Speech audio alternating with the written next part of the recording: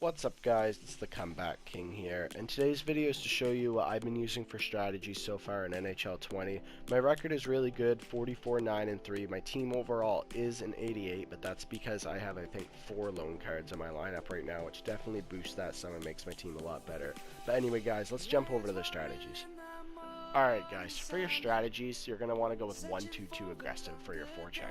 The reason being that one forward in deep makes it a lot easier to get those in-tight cross creases into the back of the net. They're probably the most effective and easiest way to score this year, so it's just a good place to start. Moving on to your neutral zone, 1-2-2 blue. Since you're going to be playing aggressive anyway and your defense is going to be playing aggressive, then cutting them off at their own blue line is really helpful. And if they do get past, which they will, you're just going to want to go back and cover the slot really well. Don't let them get that cross crease. Don't let them get that wraparound. You should be fine. My trap forecheck slider I put in the middle to make sure my players will go back, will try to trap them in the neutral zone. I don't want to get completely stuck in the offensive zone and allow breakaways the entire game. Offensive pressure, full attack. These strategies are to score more goals. Full attack will make your players focus on complete offense. Next is your defensive pressure. I go with high pressure because I want my defense to constantly be in their zone. I don't want them to prematurely go back into the neutral zone. I want them to stay in there and as long as I can, and it gives me a higher chance of scoring goals. My defensive strategy is tight point. I like my defense to stay along the point. Cross creases from the point this year aren't nearly as effective, those D-to-D one-timers. But getting those tips are, so if you're going to shoot from the point, keep that shot low or shoot to the short side. For the penalty kill, passive box is nice. It doesn't really matter what you do for the penalty kill, it's more so a preference thing. I like passive box personally because it's the smaller box and it's a lot easier. If you go as one of the forwards, you cover one of their defense and your AI will take care of the rest. Power play, I go with overload. Once again, it's a preference. I like overload because your defenseman, one of them will crash into the slot, giving you 4 forwards down low and 1 up high most of the time, which is really nice because a lot easier for tips, and it also sets up an extra guy for that one-timer across the net.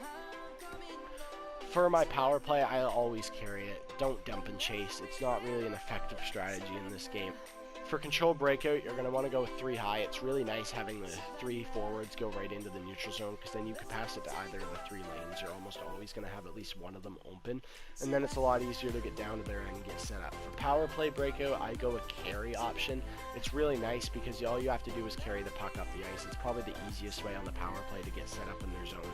Unless you have an opening to go on a breakaway, get into their zone, get set up, and then go for that in-tight cross crease or look for a tip from the point.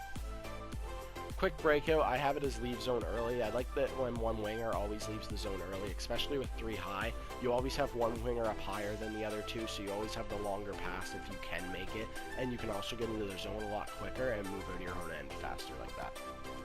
3-on-3 offense, you want to stick to standard. You don't want to go aggressive. You don't want to go defensive. You're going to want to go standard because you're going to want a nice middle ground at all times with that. If you're too defensive, you're going to get stuck in your own end the whole time. They're going to easily beat you.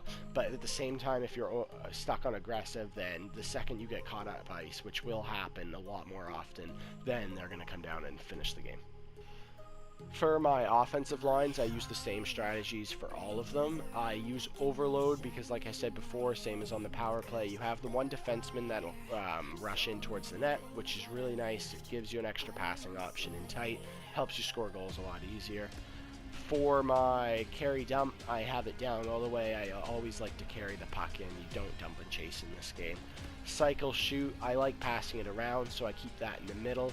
It's also a lot easier to set up those plays if you have it in the middle. You don't want it all the way over to cycle because if you do, your players aren't going to really set up for the shot as much. Same for you don't really want it over to shooting all the way because then your players are only going to be set up for shots and not prepared for the pass.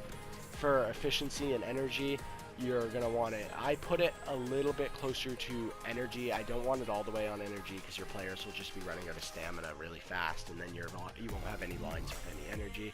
And then for your blocking, I just put it in the middle.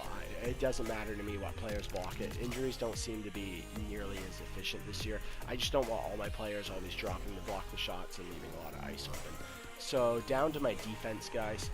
I like just a couple up on hold the line closer to that. It's nice to hold the line, especially with these defensive strategies. Like I said, you're going to want to stop them in the neutral zone or in their own end most of the time rather than all the way back in your own end. So this is just the most effective for doing that.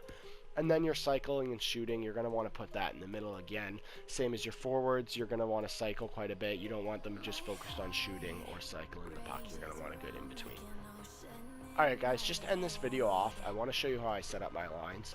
So as you can notice, I have a left winger on the left wing, right winger on the right wing, and then as long as your centerman has good face-offs, the natural sides are more effective this year. Robitaille's left-handed, Howe over here is right-handed.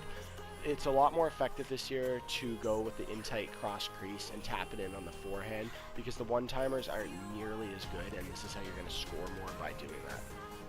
So anyway guys, I hope the video today has been helpful. I hope you enjoyed it. If you did, then please like and subscribe, turn that notification bell on, and yeah guys, I'll catch you in the next one.